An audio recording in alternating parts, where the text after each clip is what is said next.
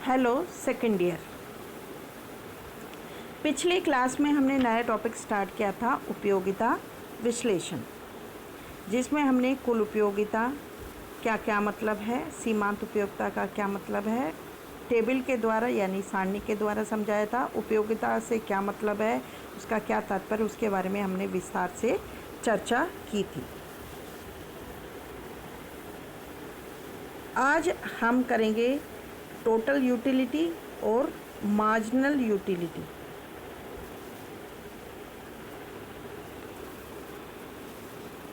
को रेखा चित्र के द्वारा किस प्रकार हम समझाते हैं।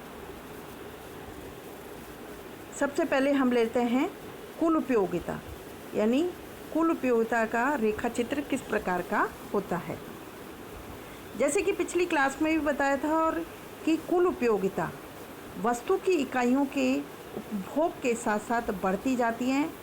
पहले बढ़ती हुई दर से बढ़ती हैं, फिर घटती हुई दर से बढ़ती हैं और एक सीमा पर जाकर अधिकतम हो जाती है। वो अधिक संतृप्ति का बिंदु होता है। उसके बाद भी वस्तु का उपभोग जारी रखा जाए तो कुल उपयोगिता घटने लग जाती है, जैसा कि रेखा चित्र में है। ओ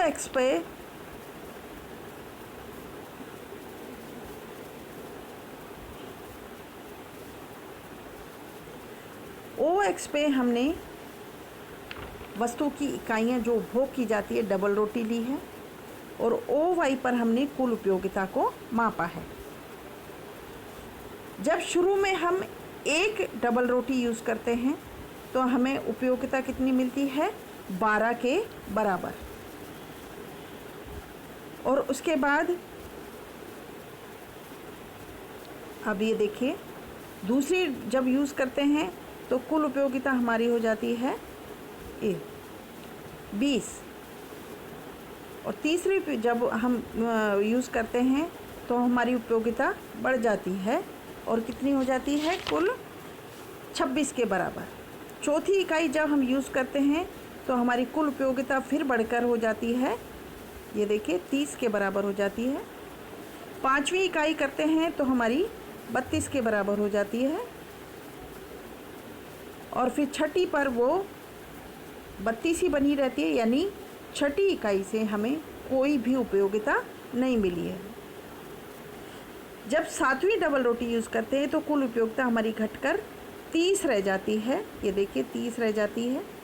इनके जब हम सारे मिडिल पॉइंट को मिलाते हैं तो एक कर्व बनता है, एक वक्र बनता है, उसको हम कुल उपयोगिता वक्र कहते हैं। अब कुल उपयोगिता वक्र का आप शेप देखिए, आकार देखिए, पहले बढ़ रहा है और फिर अधिकतम हो जाने के बाद वो गिरने लग जाता है। जहाँ पर अधिकतम होता है उसे हम संतृप्ति का बिंदु कहते हैं। अब देखिए, नीचे है सीमांत उपयोगिता का रेखा चित्र। अब आप इसमें देखिए, ओ एक्स पे हमने वस्तु की इकाइयों के लिए डबल रोटी की और ओ वाई पर हमने लिया है सीमांत उपयोगिता। शुरू में जब हम एक वस्तु की इकाई का उपयोग करते हैं तो हमें सीमांत उपयोगिता 12 के बराबर मिलती है। दूसरी जब 2 का यूज़ करते हैं या दूसरी का करते हैं तो 8 के बराबर मिलती है। तीसरा का करते हैं तो वो हमें 6 के बराबर मिलती है। चौथी का करते हैं तो हमें 4 के बराबर मिलती है। पांचवी का करते हैं तो 2 के, और छठी से हमें 0 सीमांत उपयोगिता मिलती है। सातवीं पर सीमांत उपयोगिता ऋणात्मक हो जाती है। इनके अगर वक्र के रूप में देखें तो सीमांत उपयोगिता का चित्र इस प्रकार से बनता है, यानी गिरती हुई दर से बढ़ता है। यानी सीमांत उपयोगिता लगातार वस्तु के उपभोग के साथ साथ गिरती जाती है और अंत में 0 हो जाती है। 0 कहाँ पर होती है, जहाँ कुल उपयोगिता अधिकतम होती है और उसके बाद वो ऋणात्मक हो जाती है। यानी कुल उपयोगिता जब गिरने लग जाती है तो सीमांत उपयोगिता ऋणात्मक हो जाती है।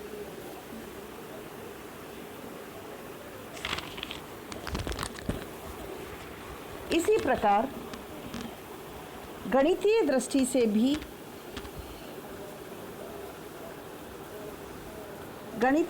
से भी उपभोग की किसी मात्रा पर सीमांत उपयोगिता के उस बिंदु पर कुल उपयोगिता वक्र के ढाल के बराबर होती है, जो कि अगले चित्र में बताया गया है।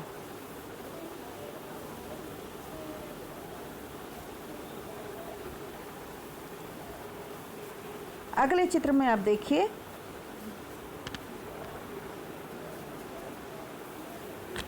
OX पर है वस्तु की मात्रा, OY पर है कुल उपयोगिता।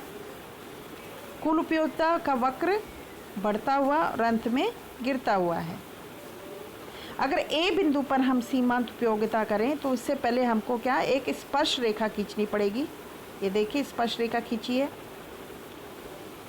ये इस प्रकार का एक त्रिभुज बन गया। तो इसमें ये है लंब और ये है आधार, यानी साइन थीटा, जो गणित में आप लोगों ने 10वीं में पढ़ा होगा, जिसमें लंब बटे आधार, उसके द्वारा हम सीमांत उपयोगिता का मापन कर सकते हैं। पानी व हीरे की एक पहेली है जो कुल उपयोगिता व सीमांत उपयोगिता के अंतर को स्पष्ट करती है।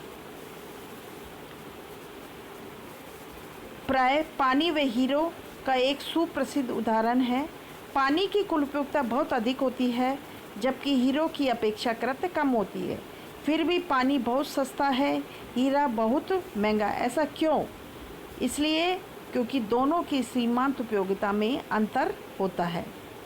कीमत सीमांत उपयोगिता पर निर्भर करती है, न कि कुल उपयोगिता पर। पानी की अधिक मात्रा का उपभोग होने से उसकी सीमांत उपयोगिता कम होती है और उसकी कीमत भी कम होती है। इसके विपरीत हीरो की खरीद कम होती है, इसलिए इसकी सीमांत उपयोगिता अधिक होने से इसकी कीमत भी अधिक होती है।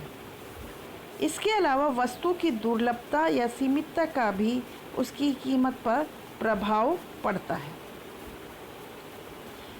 अगला हम जो पढ़ रहे हैं वो है सीमांत उपयोगिता हास नियम, यानी law of diminishing marginal utility.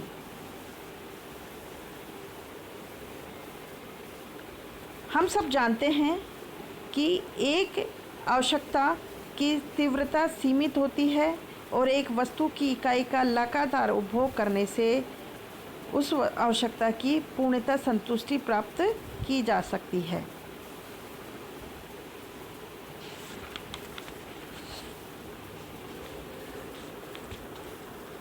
उपयोगिता हास नियम से तात्पर्य है किसी भी व्यक्ति के लिए एक वस्तु की कुल उपयोगिता अर्थात कुल संतोष या इससे प्राप्त होने वाला अन्य लाभ उसके पास उसके स्टॉक में प्रत्येक वृद्धि के साथ बढ़ता जाता है, लेकिन वो इतनी तेज़ी से नहीं बढ़ता जितनी तेज़ी से इसका स्टॉक बढ़ता है। यदि उसके पास स्टॉक एक दर से बढ़ता है तो इससे प्राप्त होने वाली लाभ घटती हुई दर से बढ़ता है। दूसरे शब्दों में एक व्यक्ति अपने पास एक वस्तु की स्टॉक में दी हुई वृद्धि से जो अतिरिक्त लाभ प्राप्त करता है, उसके पास पहले से होने वाले स्टॉक में होने वाली प्रत्येक वृद्धि के फलस्वरूप घटता है। प्रोफेसर मार्शल ने सीमांत उपयोगिता हास नियम की परिभाषा में निम्न बातों पर बल दिया। पहला, वस्तु से प्राप्त होने वाली कुल उपयोगिता वस्तु के स्टॉक में वृद्धि के साथ साथ बढ़ती जाती है, लेकिन वह घटती हुई दर से बढ़ती है। इसके कारण सीमांत उपयोगिता उत्तरोत्तर घटती जाती है। सीमांत उपयोगिता हास नियम को समझने के साथ साथ इसके कुछ मान्यता हैं, उन पर भी ध्यान देना आवश्यक है। पहला है, उपयोगिता का समय नहीं बदलता, यानी एक उपभोक्ता किसी वस्तु की विभिन्न इकाइयों का उपभोग करता है तो उसके सीमांत उपयोगिता का घटना स्वाभाविक है। यदि उपभोग का समय एक सा न रहे तो ये नियम लागू नहीं होगा। मान लीजिए एक व्यक्ति दोपहर के भोजन में अमरस की कटोरियाँ पीता है और एक के बाद दूसरी, दूसरी के बाद तीसरी। इससे सीमांत उपयोगिता घटती जाती है, लेकिन एक सीमा पर वो अमरस पीते पीते पूर्णतः तृप्त हो जाता है। लेकिन उसी शाम दोबारा अमरस का जब वो उपभोग करेगा तो उसकी सीमांत उपयोगिता बढ़ी हुई मिलेगी, ना कि घटी हुई। कहने का तात्पर्य है कि भोग का समय एक टाइम का होना चाहिए, अलग अलग नहीं होना चाहिए, तो ये नियम फिर लागू नहीं होगा। दूसरा है उपभोक्ता की रुचि में परिवर्तन नहीं होना चाहिए, यानी उसका जो टेस्ट है उसमें परिवर्तन नहीं होना चाहिए। मधुर संगीत को दोबारा सुनने से उसकी रुचि बढ़ने से सीमांत उपयोगिता अधिक मिल सकती है। ये एक नियम का अपवाद है, क्योंकि यहाँ पर उपभोक्ता की रुचि बदल गई है। तीसरा है उपभोक्ता की आय स्थिर रहती है, यानी ये नियम तभी लागू होगा जब उपभोक्ता की आय स्थिर होती है। अगर आय बदल जाती है तो उसकी रुचि भी बदल जाएगी, उसका पसंद भी परिवर्तित हो जाएगा। चौथा है अन्य वस्तुओं की कीमतें भी स्थिर रहनी, यानी अन्य वस्तुओं की कीमतें स्थिर रहनी चाहिए। अगर वो वस्तु दूसरी अन्य वस्तु सस्ती हो जाएगी तो उपभोक्ता जिस वस्तु का उपभोग कर रहा है उसके स्थान पर दूसरा वस्तु का प्रयोग करने लग जाएगा। उदाहरण के लिए मान लीजिए वो लक्स साबुन का प्रयोग कर रहा है। अगर हमाम साबुन सस्ता हो जाता है तो उपभोक्ता लक्स साबुन के स्थान पर हमाम साबुन प्रयोग करने लगेगा, क्योंकि वह सस्ता हो गया है। इस पर यह नियम लागू नहीं होगा। अगली क्लास में हम इस नियम को, यानी उपयोगिता ह्रास नियम को चित्र के द्वारा समझाने का प्रयास करेंगे। Thank you very much.